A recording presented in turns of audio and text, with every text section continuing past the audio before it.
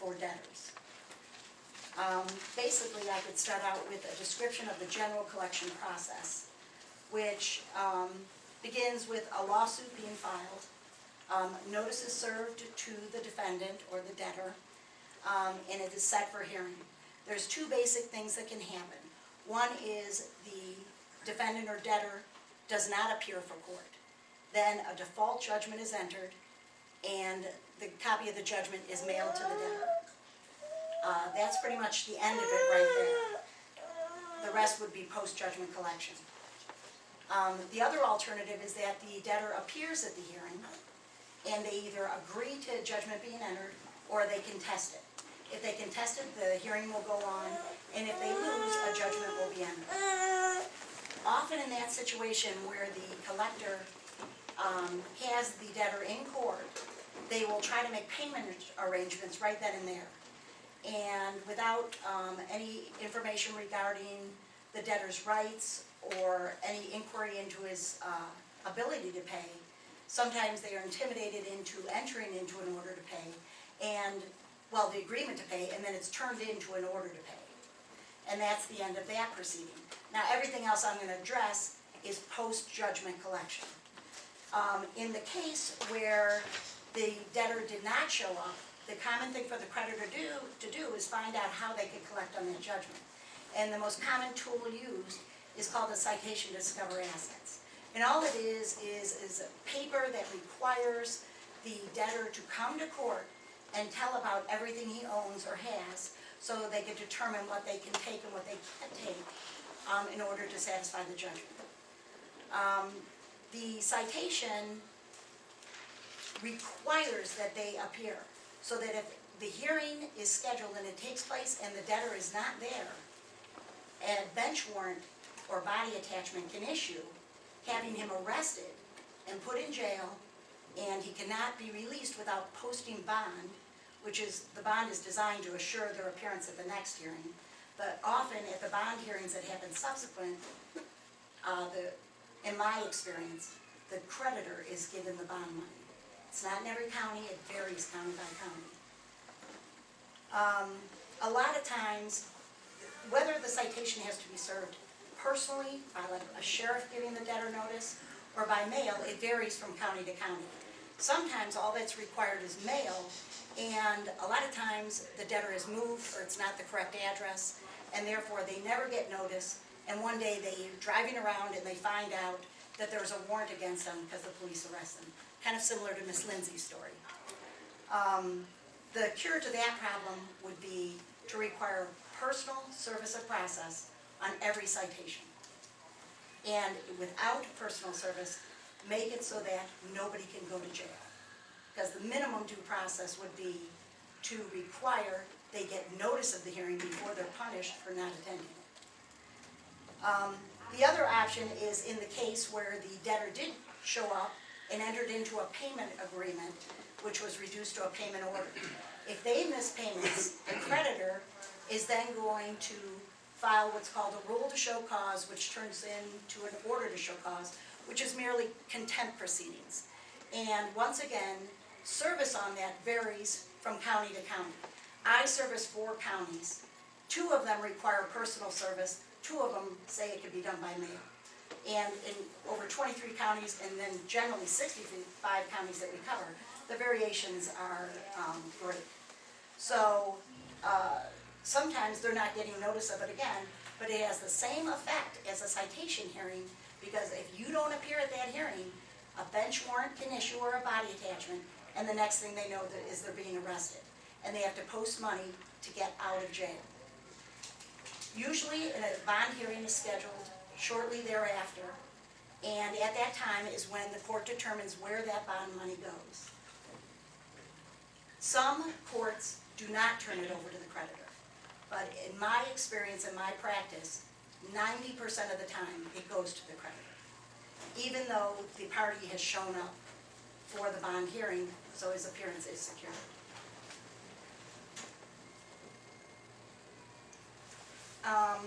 The biggest concern in our eyes is the due process issues.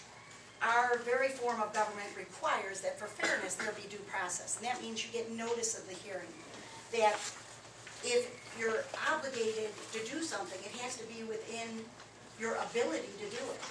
In Illinois, and there's also federal law, there's called exemption rights. And the law was created to protect people so they have a minimum basic standard of living. In other words, to take what little they have to live on would be inhumane. So those are what the exemption laws are designed to protect. And that includes things like Social Security income, veterans benefits, child support. There's a list of things, and there's also an exemption brochure outside that if you want to look at the list of things that are protected. Wages earned under $371 and so many cents a week net, nobody can touch.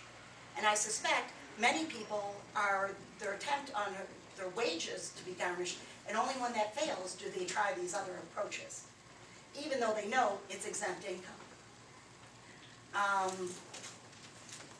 Most people, in my understanding, in my experience, don't know their exemption rights at all. They have no idea. And I believe that most of the creditors understand that they don't know it, and they like that they don't know it, because they can get money without having to worry about issues like that.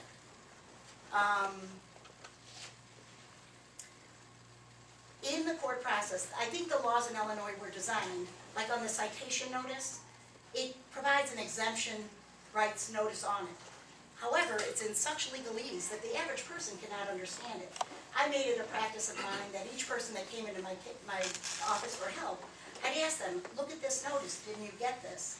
What does it mean? And they couldn't get past the first 5 words because it was something like statutory exemption rights provide that, and they couldn't get over that because most of them don't have a law degree or a college degree or the benefit of an education that would explain to them those rights and what that means.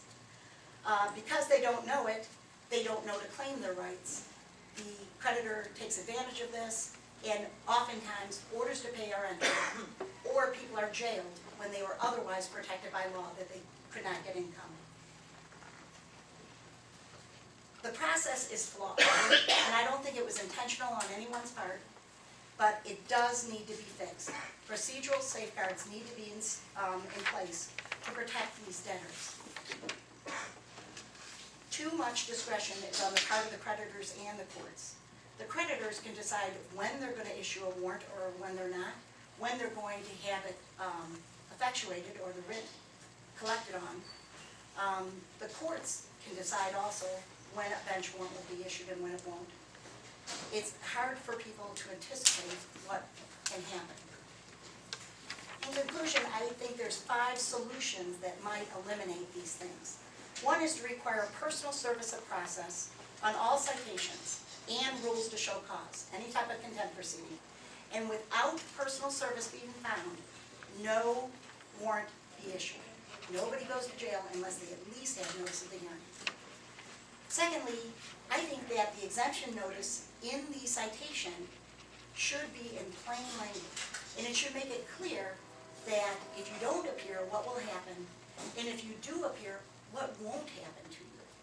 Because a lot of people, in my experience, have said they don't go because they're afraid they'll be jailed because they don't have money. Thirdly, I think that the court should be required to do a meaningful inquiry into the income and assets of the debtor before the process goes on, before it gets to the point where they're in jail. And this would mean for the court to directly ask the debtor, what is the source of your income? Fourth, when the debtor appears and complies with the citation to discover assets, he receives it, he appears, and he answers all the questions. That citation should be dismissed as satisfied. Unfortunately, there's a practice in the courts now where they continue those, or they enter pay or appear orders where every month there's a court date set, and if you don't pay money that month, you must appear in court, and if you don't, automatically a bench warrant issues and you're put in jail. This is an undue hardship on the clients, and it makes it impossible for them, especially the old and disabled, to maintain that level of accountability to the courts, when often the courts are over an hour away from where they live. Lastly, if the debtor appears at a bond hearing, the bond should be returned to him. It's called an appearance bond. It's designed to secure their appearance at the hearing, and if they appear, it should be by law that it be returned to them. These safeguards, I believe, will help to assure due process for both parties in the collection process. Thank you, Ms. Gordon. Questions? I have a question. What's the smallest size of a debt that you've seen, where you've seen an individual go to jail? $210. Is the average size, in terms of what you've seen, are they under $1,000? I don't know if it'd be What average, but it's what common. percentage is under 1,000? I would say between 30 and 40% easily, yes. And you mentioned that you talked about Land of Lincoln covers 65 counties. Mhm. Do you have any data on the type of activity that you've seen lately On the collection, on the collection process? we're currently trying to get how many bench warrants are being issued in small claims cases, because that would make it obvious that it's for debt. It's not readily or easily accessible for the clerks, so we're trying to work with them to get a tally on that. And also because our practice is 23 counties, it's a little more difficult to get it, but we are pursuing that information. You mentioned that there are areas where an individual is exempt, such as Social Security income. And so, or, depending on the amount of income that they make. And so wage garnishments will fail. So then that's why they tried other attempts. You had a situation here of a Mrs. Jones. Yes. And her situation was a hospital debt. And she appeared at the hearing. She was very intimidated. She was disabled. And she appeared at the hearing, agreed to judgment, agreed to a payment order of $100. And she paid on that debt consistently for, I think, almost 5 years. But it's when her cost of living, the rent went up. Unfortunately, the $690 she got in SSI did not go up. She could no longer afford it. She wrote the creditor a letter saying, I can't afford this. Here's my Social Security income. Here's my rent. Here's my co-pays on my medicines. Here's my, she didn't even include her food debt. And the response of the creditor was to file a citation hearing. And when she showed up at the citation hearing, she didn't even make it into the courtroom. The creditor told her in the hallway of the courthouse, your only option is to enter into a pay or appear order where you agree to pay that $100 that you say you can't pay. And if you don't do it, you're going to wind up in jail.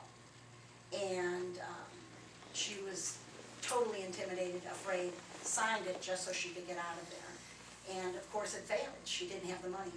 And so these pay or appears kept happening. Every time she missed a payment, bench warrant issued. She would run to court. The collector would say, well, if you want the warrant to go away, enter another pay or appear order. She'd do it because she feared jail way more than she feared not being able to pay. And in the end, she missed paying her utility bills just to avoid jail. So she went, I think, a couple months without power because she was so afraid of going to jail. So luckily, we were allowed to step in. And another thing that is not well known to the public is that most hospitals have charity care. And so once we got the pay or appear orders stayed and vacated, we applied to the hospital for charity care, and they waived the balance of the debt, and the case was dismissed. Thank you. You said, in your experience when you're representing clients, probably observing a number of proceedings even where you're not representing the individual, who, if anyone, explains exempt income and what's exempt and what's not? Is it? I have never in any court seen anyone explain that to me. Never. Okay. And is your belief that at least the creditor's attorneys probably have a notion of what's exempt income? Oh, without question. Okay. And they never quite get around to bringing it up? I think they view it as a conflict of interest to look into the exemption rights of their client. It would be contrary to their efforts and their diligence to their client to get satisfaction of it. That is the law of exemption rights. Right. Thank you. Thank you, Ms. Gordon. Thank you. like to next call Quentin Davis and Paula Davis.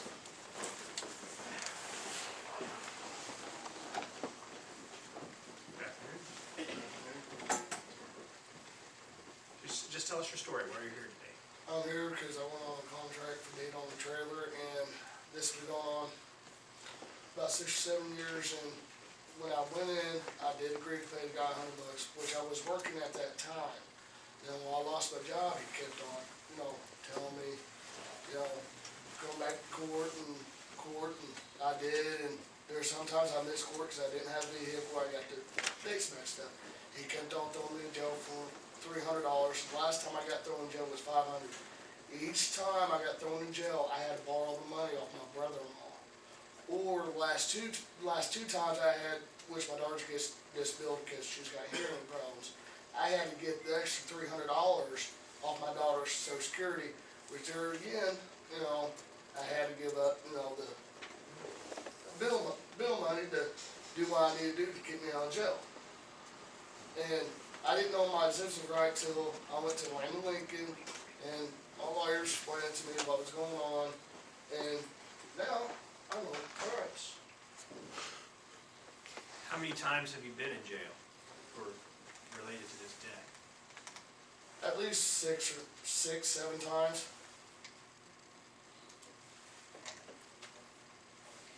Is the debt resolved at this point? No, I gotta go back in 6 months where they can do a follow-up, make sure I have a job, or et cetera, et cetera.